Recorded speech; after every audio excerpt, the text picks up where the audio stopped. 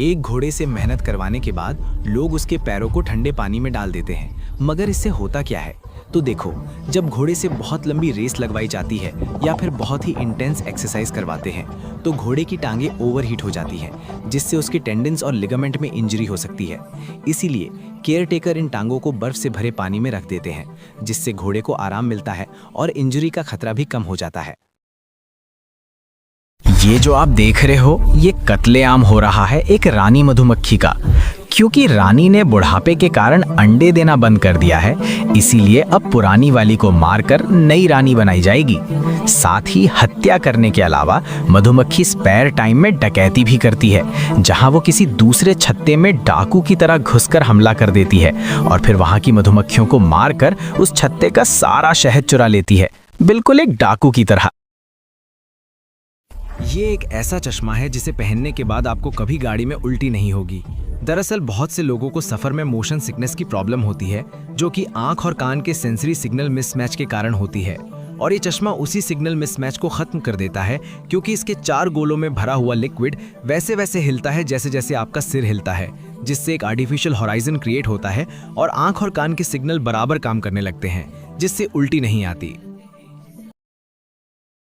ये आदमी जानबूझकर ट्रेन को पटरी से उतारने वाला है, बावजूद इसके इसे गिरफ्तार नहीं किया जाएगा, क्योंकि ये सरकारी काम है।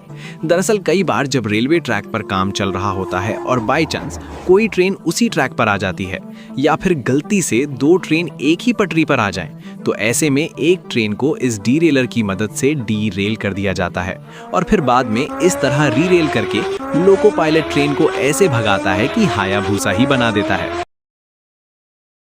इन नदियों के गर्व होने के पीछे इस जानवर का हाथ है। दरअसल ये है मस्करैट, छछूंदर का बड़ा भाई, जो नदी किनारे घर बनाकर फैमिली के साथ रहता है।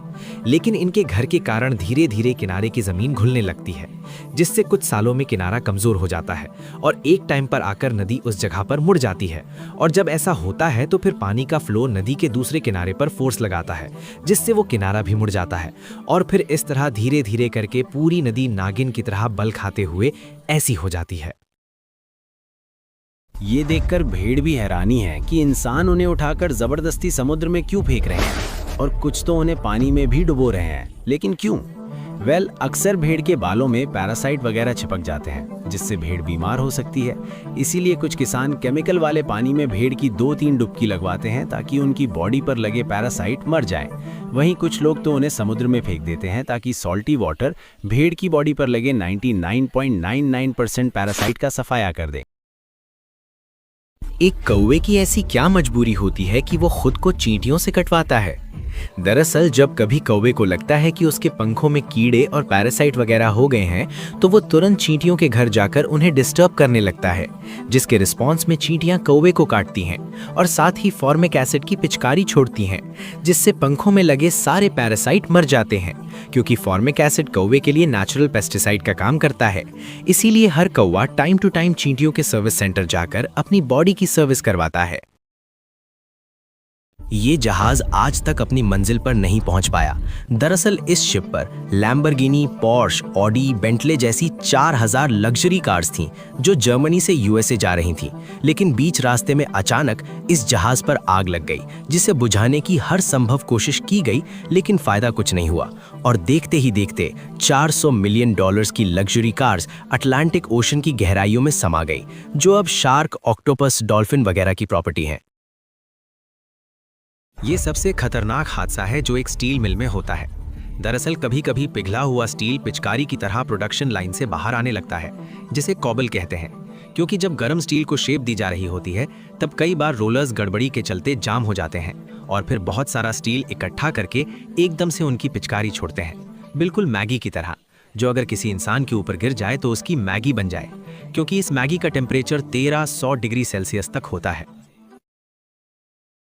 ये गलती करते ही पैराट्रूपर की टांगें टूट जाती हैं। दरअसल जब पैराट्रूपर प्लेन से कूदते हैं तो उनके पैराशूट बहुत तेजी से नीचे आते हैं, क्योंकि अगर नॉर्मल पैराशूट की तरह वो धीरे धीरे नीचे आएंगे तो हो सकता है कि कोई दुश्मन स्नाइपर से उन्हें हवा में ही उड़ा दे। इसीलिए पैराट्रूपर का पैराशूट तेजी से नीचे आता है, जिस कारण हर पैराट्रूपर को लैंडिंग के वक्त रोल होना होता है, ताकि इम्पैक्ट से हड्डियां न टूट जाएं। और इसके लिए उन्हें गिरने की प्रॉपर ट्रेनिंग भी दी जाती है। लेकिन अगर फिर भी कोई पैराट्रूपर सही लैंडिंग टेक्निक फॉलो नहीं करता तो टूट जाती है उसकी टांग।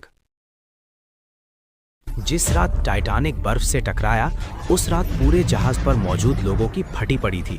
लेकिन ऐसे खतरनाक माहौल में भी जहाज पर एक आदमी मजे से चिल मार रहा था, क्योंकि उसने फुल दारू पी रखी थी और नशे की हालत में वो लोगों की लाइफ बोट पर चढ़ने में मदद करता रहा। फिर लोगों को लाइफ बोट पर चढ़ाकर उसने और ज्यादा दारू पी ली और जब जहाज डूबने ही वाला था तो उससे ठीक पहले वो पानी में कूद गया। फिर जहां बाकी लोग ठंडे पानी से जमकर मर गए, वहीं दारूबाज को कुछ भी नहीं हुआ, क्योंकि अल्कोहल ने उसकी बॉडी को तब तक गर्म रखा जब तक कि उसे सही सलामत रेस्क्यू नहीं कर लिया गया।